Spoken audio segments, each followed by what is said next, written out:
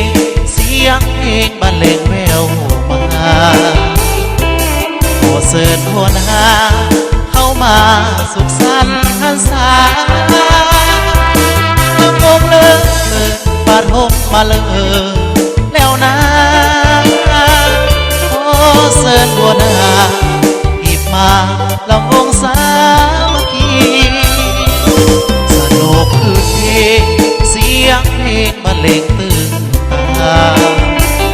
นี่เป็นจังหวะ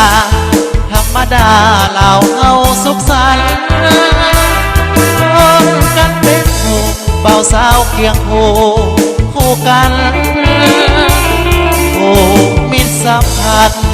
ฮักกันลำวงของลาวแค่อ่อนด้วยนะงามแบบว่าของลาวงามหลายเด็กสาวลาวเขาเคยสุขสันต์มองกันเสือสุขให้อยู่คู่คงลาวนะรักษาให้มันยืนนานส่วนนี้นิรันดร์สนุกคือเพลงเสียงเพลงบรรเลงแววบ่น้ำอละซอแบบปอนที่เคยมีมายังคงเคียงคู่ฟังอยู่สัวดินและฟ้าสาดลาวโบนาหยิบมาสัวกาลานา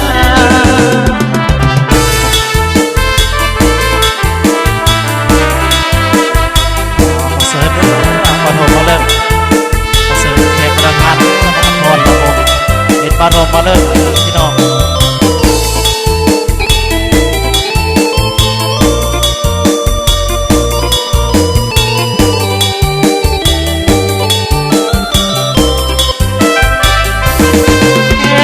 ด้วยนะงามแวววาวลาวงามหลายเด็กเขาสาวลาวเขาเคยสุขสันต์มองกันเสริมสุขให้อยู่คู่คงลาวนะรักษาให้มายืนนานส่วนนี้นิรันดร์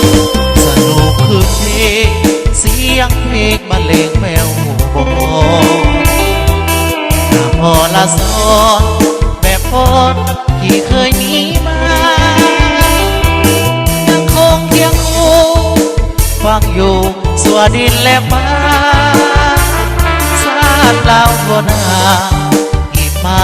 สัวกาลานา